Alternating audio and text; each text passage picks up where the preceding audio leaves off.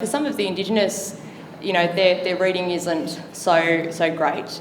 And so when we have the translations with the videos that go on YouTube or onto the websites, that sort of adds to, they often don't understand with the written text, but they can know that they watch the videos and they can prepare and feel safe within themselves.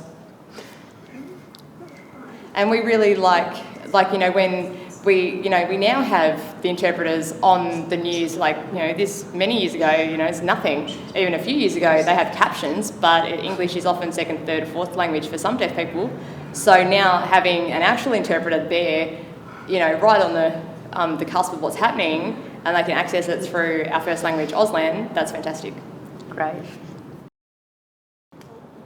Yeah, you can't say it's the government's fault because of the way that the curriculum and the philosophies about education, it's really, it stems from that, and there's a lack of education. But because a lot of people go, why do people not, deaf people don't understand English? And it's because the focus was on, speech and hearing, not on accessible education through signing. But that becomes a bit of a political football and too hard to explain, but So I had to learn that a lot of deaf don't understand written English well, and that Auslan is really what they understand best.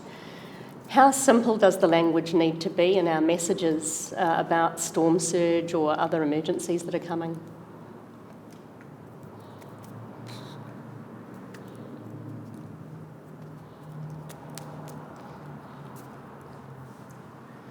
Well, one of the things was, having Auslan translations, but also things like using visuals. So maybe something like a storm surge, it is actually, water, it's similar to a flood.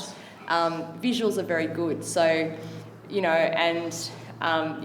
having things sort of translated into Auslan, so it provides an explanation, and it's the same with, people from other countries. Maybe their language doesn't have a word that's an equivalent, so we don't have a sign that's an equivalent. So when we do the workshops, we can explain that. But when I send the SMS messages, you've sometimes given me some feedback saying that the language needs to be more simple. So we've had to modify that a bit so that it works for deaf people.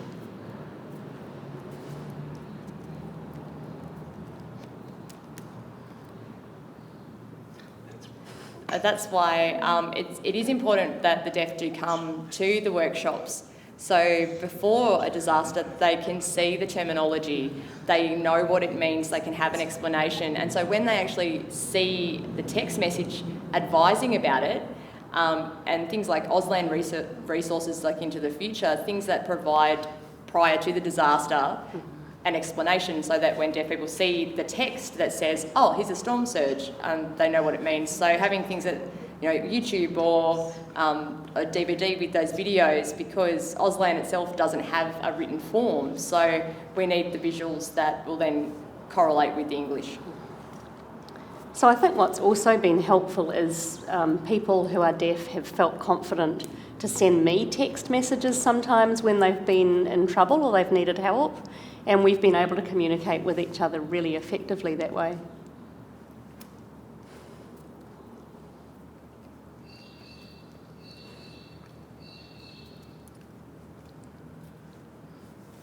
Yeah, that's great. I remember there was one deaf person asked you a question, and then you texted back. They feel like it isn't just this machine that's sending them a message. It's actually a human, and you are actually going to make some help. So you might make a decision to send SES there or go and visit, and if it looks like something's going to it is a disaster or they're impacted by that, you've supported. But because you had that contact and that relationship with the community that's there, because previous to you there wasn't any. I remember there was one time, there was a lady who lived at the Clifton Beach, I think, and then the tsunami warning or something, and she started packing and she drove her car up to the mountains, And it was only saying that there was a small chance of some sort of tidal or tsunami, and she just saw that and just like she like panicked and just took off, and it was like, oh, okay then. So I think your contact with our community has made us feel safer and informed, and that we can find information out. So would you give advice to other councils to do the same sort of thing? So not be afraid if they don't understand how it works, but just talk to deaf people and find out what they can set up for their own communities?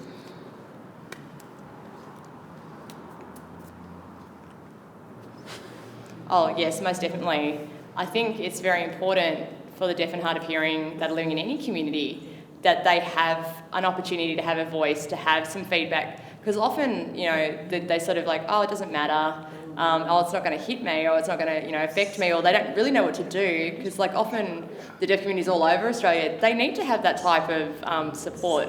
It's not that here in Cairns we're any different to other communities. It's just we all have communication barriers. We all have things where we have no access. So, we feel very privileged here in Cairns with Sue and the Disaster Centre and the council, because we've had this and started this program, and hopefully other councils will see, it isn't rocket science, it isn't extremely difficult, but we can do this for our deaf communities in our communities. Area. So we're all here to support you.